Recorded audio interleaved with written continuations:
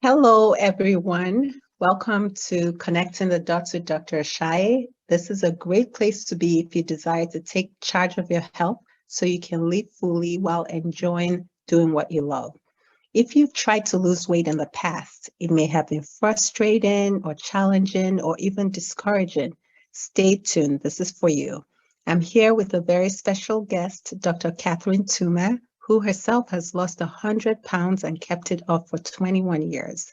She's an experienced family physician, an executive wellness and weight health coach who has helped many who are overwhelmed, guiding them to feeling well in small, maintainable steps that have a big impact. Welcome, Dr. Toomer. Thank you. Thank you for having me. Awesome. So before we get into it, you're listening to Connecting with Dr. Ashaye. I'm your host, Lola Ashaye. I'm a family doctor and owner of In Touch Primary Care in Sugar Land, Texas, and I am so excited you're here. If you need a primary care doctor, or even if you don't have health insurance and you're in the Houston area, you can come join our membership practice and you can enroll on our website, www.intouchprimarycare.com. And remember, you can listen to this episode and all our other episodes on the In Touch Primary Care YouTube channel. Leave comments, subscribe, and share with someone that might need it. You never know, it can make a huge impact for them. Awesome. So let's get into it. Dr. Toomer, what would you like to share about yourself and personally or professionally? Well, I should say that personally, I have been in medicine now for almost 25 years, and I grew my program and my business actually around a program I created when I myself was obese. I was 100 pounds. I'm only heavier. I'm only 5 feet tall, and I was 220 pounds. I was on insulin as a diabetic. And then a month after my daughter was born, I went into congestive heart failure. And I knew that my heart was going to do what it was going to do. Either it was going to get better or it wasn't. And at the time, I was told I had a 50% chance of living 5 years. And so what I did was I decided that I needed to get on top of my health and lose some weight, reduce the amount of work my heart had to do. And I knew that by improving my insulin or getting off of insulin would help with that. And so what I did, I went to my doctors who were too afraid to touch me. My cardiologist said, I know nothing about weight loss. I know nothing about diabetes and getting off insulin. So just let's focus on your heart. I went to my endocrinologist who said, we're not going to start playing around with your medications because if you get worse somewhere, we won't know what's causing it. And so I went to weight loss physician. Now this was, 21 years ago. This is before we knew about ketogenic diets. This is before really, really had like Weight Watchers, Jenny Craig, and maybe a few other places. And they were all based on eating and exercising. Well, I couldn't exercise. And so I started creating my own program. And then over with trial and error, learning how to eat properly, really just managing my carbohydrates, which is, I knew enough from medicine to know that carbohydrates and diabetes went together. And so, and then in 6 months, I lost 60 pounds and was off insulin. And now 21 years later, I'm still here. And, but one thing personally I'd like to say though, is that I have, well, professionally and personally, I've always used what's called a biopsychosocial system to help people institute change. And my biology was what my biology was, and I couldn't really do much about it. But psychologically and socially, I went into a very, very deep depression because of postpartum depression, my cardiac depression, my chronic depression, the stress from life in general. And so I realized that when I focused on that first, it made it easier for me to do all the other things, including allowing my family to support me. I've now been married 30 years.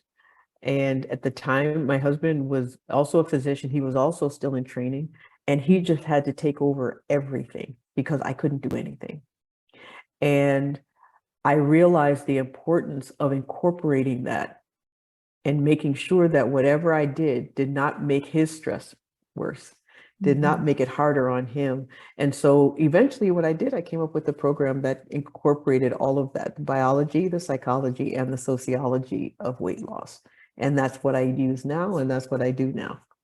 Wow, that's such a powerful story. I mean, having experienced it yourself, it just gives you such great insight and you know, the ability to help other people in a very, very special way. And so thank you for sharing that. What are some of the things that you learned along the way, like some common limiting beliefs or challenges that people face when they're trying to lose weight and keeping it off? Because you talked about, you know, the mindset being a big part of it. So what are some of those things? I think that one of the biggest challenges that people face is they ignore their wellness part of their process. They focus only on food, they focus only on exercise, not realizing that really the number one reason that people gain weight is actually insulin resistance. And that's on the continuum of diabetes. And so what that means is that our body takes food and it gets really efficient, gets really good at turning it into fat. And unfortunately, with our testing, our numbers look normal, even when we're insulin resistant, because one of the lab tests that shows if we're insulin resistant is an insulin level, which most of us don't check in primary care very often, unless we're suspicious of it. And so often what happens though is we're insulin resistant, but we can be that way for many reasons. And what I see is the most common reason is stress. And so people underestimate the impact that stress has on their body and how the impact of stress has on their weight gain, and often ignore creating tools to reduce their stress. And sometimes just reducing their stress levels actually makes the weight come off. So that's one of the things that I find that is often overlooked. The other is dropping calories way too low. Everyone feels like if they eat less, they'll lose weight. Well, initially you may, but what ends up happening is your metabolism slows down right along with it, and it goes down. And then eventually what happens is our bodies are designed for a couple of things. We're animals. And so our bodies are designed to prevent us from being eaten. And so we have a really good fight or flight reaction. And so we tend to have a very strong stress reaction to exercise, particularly running exercises, because our body can't tell the difference between, excuse me, I know I'm having allergy issues. Our body can't tell the difference if we're being chased or if we're exercising. And so it goes into stress mode, one. The other thing our body's really good at is preventing us from starving, because that's the other mechanism that could make us not live. And so we're really good at detecting starvation and preventing it. But our brain and our body has a really good memory. So if you do it one time and you lose a significant amount of weight, your body will make sure you're not able to do it again. Because it doesn't know that you're reducing your calories to lose weight. It just thinks you're starving.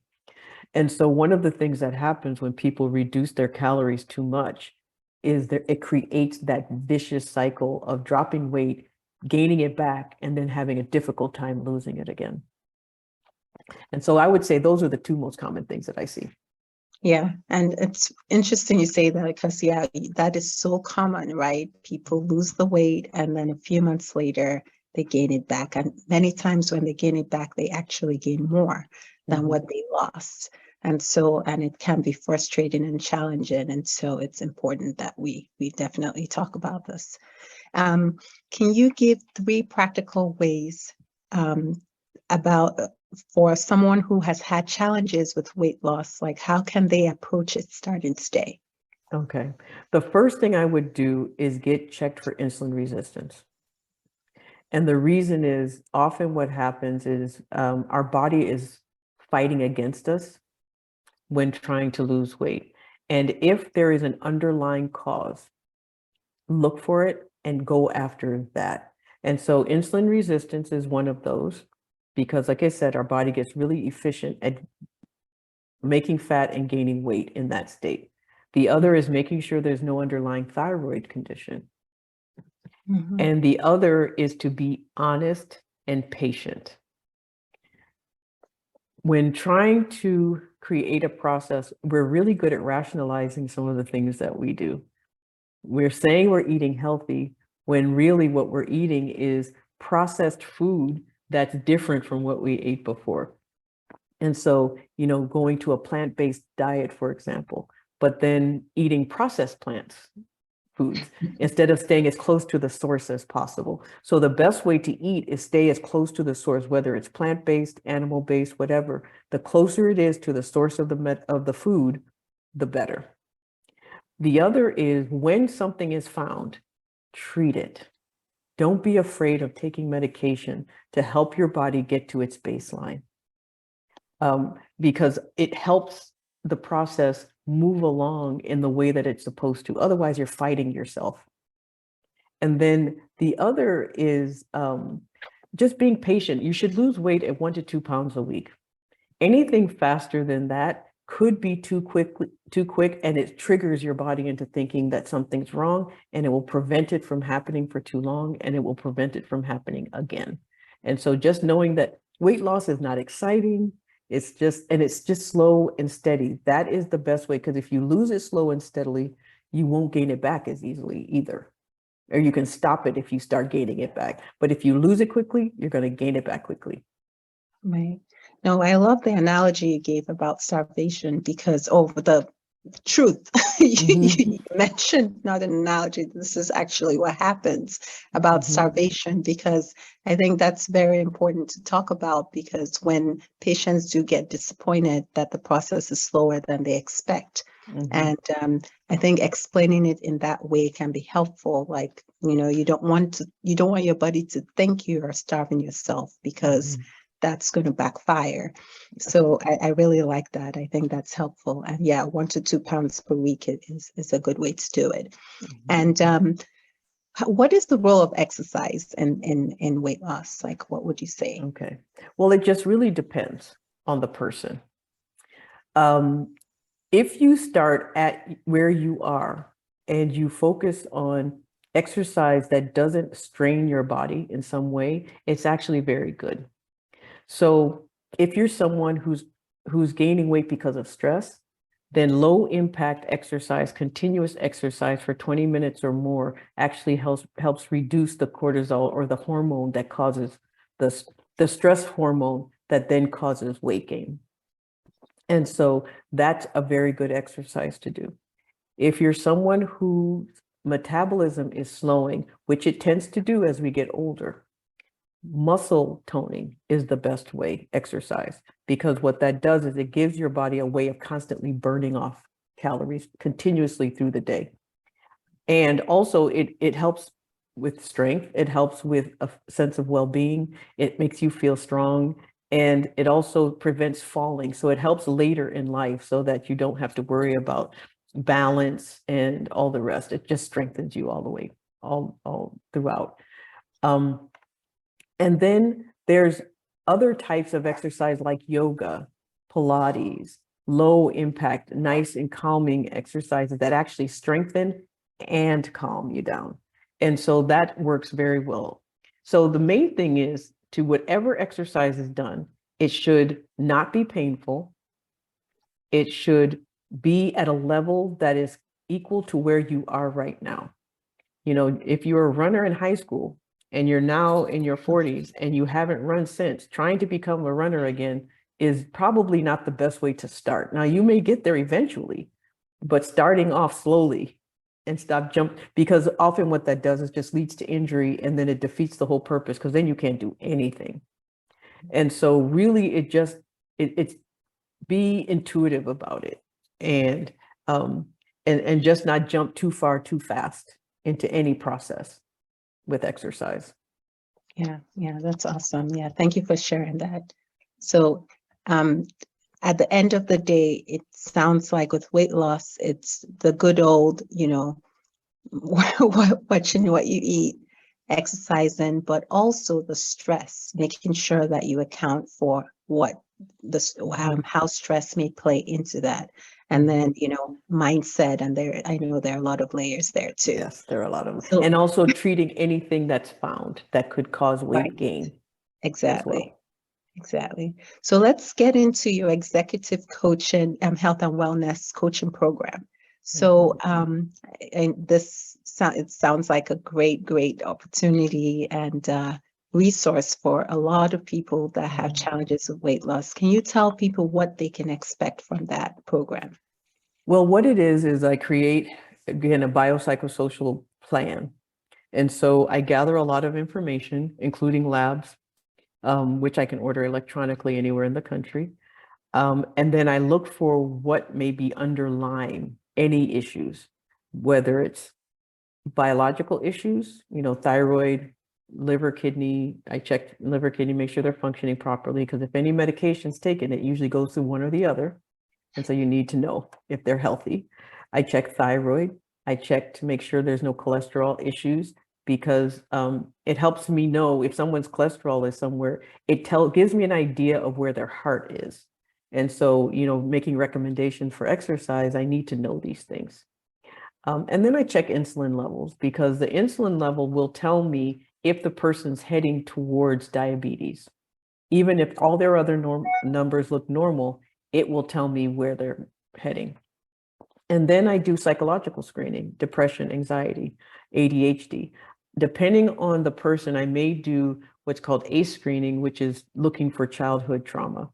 Many times when we had things that happened to us as children, it manifests as our reaction as adults. And so it changes our relationship to food. It changes what our body does when we eat food. And so it's really important to know if those things are present. And so I look for anything, and then I address it when I find it. And then I do a social screening. Who is the person's support? Do they have friends? How do they interact with those friends? Do they go out to eat a lot? Does your family express their love with food? How do you handle that? And so whatever process happens, it should not disrupt any relationships. Marriage, it should enhance, if anything, enhance marriage, enhance your children's health, enhance your friendships, enhance your feeling about work and being at work. And so also addressing any stress in those areas as well. And so I just take all that information, put it all together, come up with the plan, and then help people work through that plan for as long as they need me. Right. And then but I have to want to say thing I do want to say, it's not an inexpensive process. I am a physician. I don't work for free. And that's just, and I have a lot of education, experience, expertise behind what I do. And so, so what I've also done is created a group version of this as well, so that it's more accessible to everyone. Right. Awesome. So, and this is accessible to everyone within the country, right? So they can. Well, if it's anywhere in the world, Anywhere in the online. world. Oh, perfect. Yeah. So I have people, I have clients from other countries. The only difficulty there is just making sure we get the right time difference. But also what I'll do, if I find something and I'm unable to treat it, I will give recommendations of what medication, so they can take the whole thing to their doctor, all their plans, everything to their doctor to help, so that your physician, and I work with people, I call other primary care doctors, other physicians. We work together if necessary. But I've never had anyone say that's dangerous for my patient, because I look at everything. I'm primary care first. I'm a doctor first, Right. and I'm family medicine first. So I look at everything. Right. Awesome. So yeah, this is a great opportunity for people that have had challenges with this. And thank you for sharing that. So what's next in terms of, I know you have the coaching and you also are family medicine physician. So what do you have coming up next for us? Okay. Well, next I'm actually is more of my local, which is I'm in Aiken, South Carolina. And so what I'm doing next is I'm opening up a community weight health center. And what that is, it's a place where anyone can get the help they need. Right now, the way weight loss is done, it's a multi-billion-dollar industry. And it's an industry that makes money off of people gaining their weight back. Mm. And so what I'm creating is a place where it is weight loss as a cure.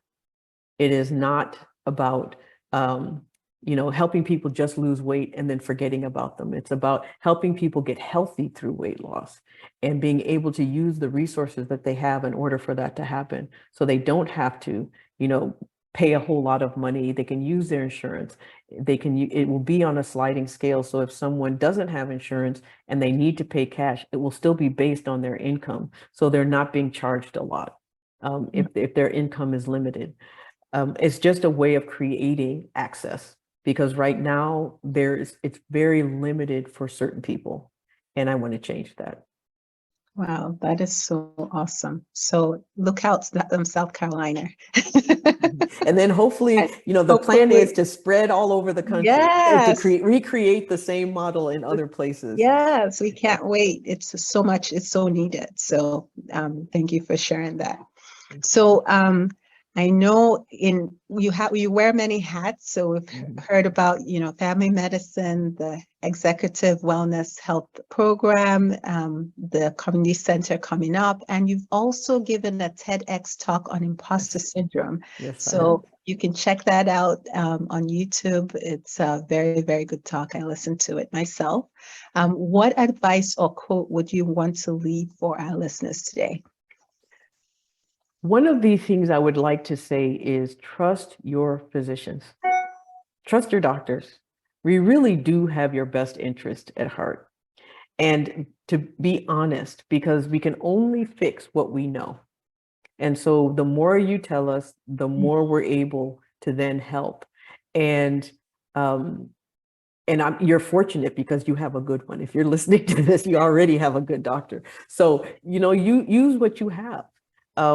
And that's really what it boils down to, is just trusting the process, trusting the people who are trained to help you through that process. Because ultimately, if we could do it on our own, we would stay exactly where we are. And so I needed help, and I'm a doctor. So I just know that getting help helps. That's the best way of putting it. Getting help helps. Yeah, we do. We all do need help. Yeah. Like if we could do it all on our own, we would have already, right? So Exactly. we all need help, and I'm glad you said that. And because there's so much information out there, people may assume that they know things that they don't know, and they piece things together, and sometimes it really causes a lot of problems. A lot of times it causes a lot of problems. It can be very dangerous, actually. Exactly. So Very I'm glad you dangerous. mentioned that. So how can people find you? Can you tell us your website and your social media handles? The best way to find me is drtoomer.com, and that's drtoomer.com. You can send me messages there. And the other is facebook.com/Dr. Toomer. So those are the two best ways of finding me. And you can send me messages there. I am on YouTube. I have a YouTube channel. And if you put in, Dr. Toomer YouTube, you can find me. I'm pretty out. My face is there, so you won't miss me. And I'm also on Instagram as Dr. Toomer as well. So, there's lots of different places, but the best way is my website or Facebook. Awesome. I'm also on LinkedIn. I forgot that. Also LinkedIn. LinkedIn. Awesome. So we'll have your handles on the comments so that people can find you more easily as well. All right. So awesome. This has been great. Very good information. I have learned a lot too. So really hope that all our listeners have learned something from this. And if you need to, you can contact Dr. Toomer at the handles that you mentioned. So thank you for listening, and remember to subscribe and share with someone that might need this. If you're in the Houston area and you need a primary care doctor who gives detailed care with attention that you deserve, join our membership practice at InTouch Primary Care, and you can enroll on our website. Thank you again, and until next time, we'll see you then.